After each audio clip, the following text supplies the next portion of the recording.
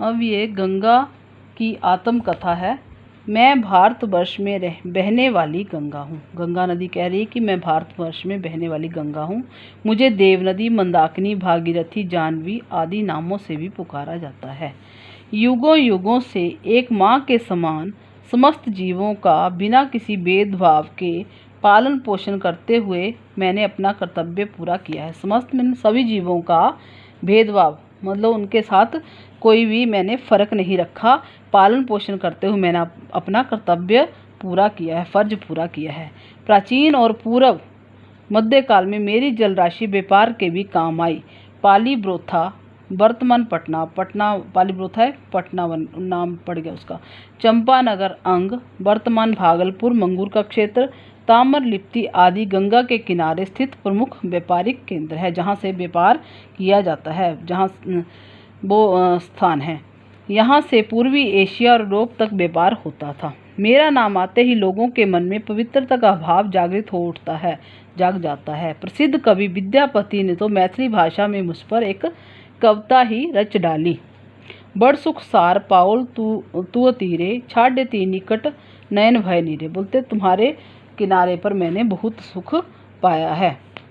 कई लेखकों कवियों ने अपने अपने ढंग से पुस्तक, लेख, निबंध, कविता लिखकर मेरे प्रति अपनी श्रद्धा प्रकट की है। जब लोग मुझे गंगा मैया कहकर पुकारते तो मुझे असीम सुख मिलता है। सीम मीन जिसकी कोई सीमा नहीं है, अनंत सुख मिलता है।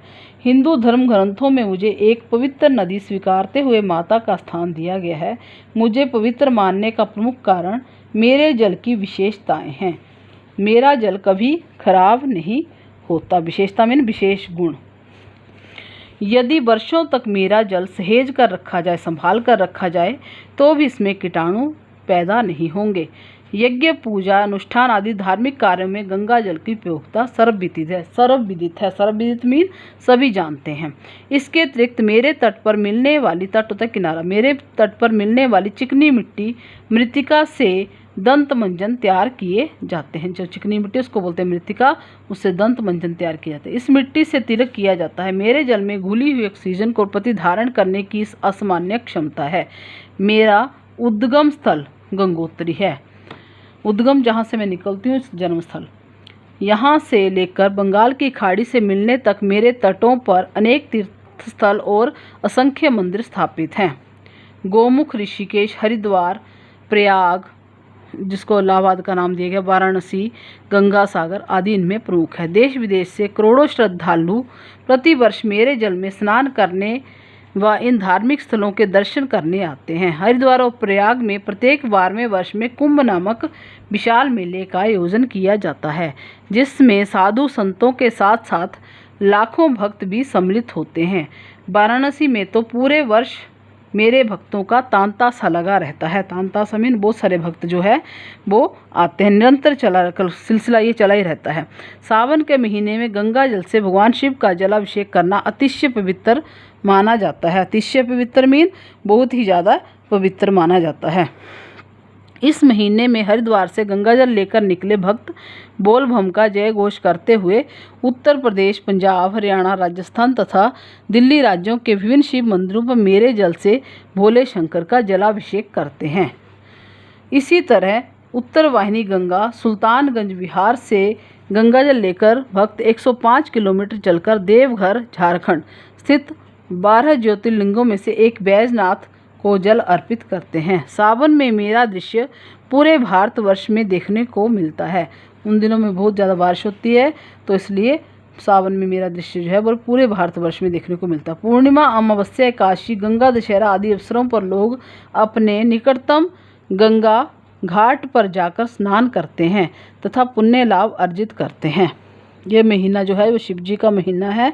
उसमें लोग जो है वो ये सारे पुण्य प्राप्त करने वाले काम करते हैं। गंगा तट पर निरंतर पूजा पाठ, भजन कीर्तन आदि आरती के कार्यक्रम चलते रहते हैं। वस्तुतः लोगों का मानना है कि गंगा केवल एक नदी ना होकर एक संस्कृति है। मेरा नाम भारत की प्रमुख नदियों में सम्मिलित किया जाता है। गंगोत्री गोमुख से एक पतली धारा के रूप में निकलकर मैं आगे बढ़ती हूँ। गंगोत्री से निकलती तो पतली सी धारा होती है। इसके बाद हिमालय की बर्फ़ पिघलकर मेरी जलधारा में मिलती है और मुझे वेग प्रदान करती है। वेग मीन बहाव, तेज बहाव।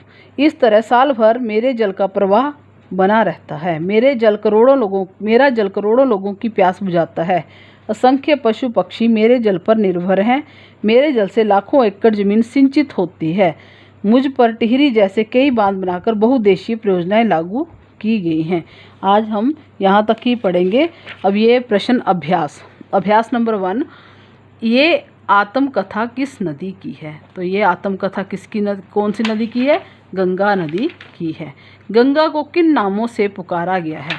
अब गंगा को किन किन नामों से पुकारा गया है? मुझे देव नदी है।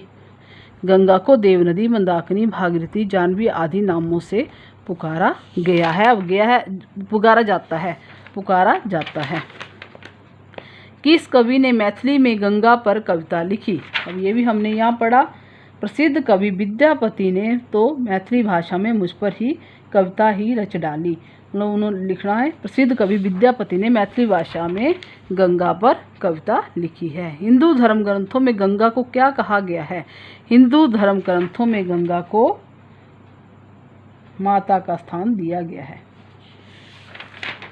उसके बाद है, सावन में किसका गंगा जल से अभिषेक किया जाता है? सावन में बताया है यहाँ, सावन के महीने में गंगा जल से भगवान शिव का जलाभिषेक करना अतिशय पवित्र माना जाता है। तो सावन के महीने में गंगा जल से भगवान शिव का जलाभिषेक किया जाता है। इसका बहुत ही पुण्य हमें प्राप्त होता है। भारत में गंगा को क्या घोषित किया गया? ये अभी तक हमने नहीं पढ़ा, आगे आएगा। तो ये हमने 5 प्रश्न हमने कर लिए, इनके उत्तर हम अब जानते हैं। तो ये आप यहाँ तक ये लेसन फिर से पढ़ेंगे और इसके शब्दार्थ भी याद करेंगे। धन्यवाद।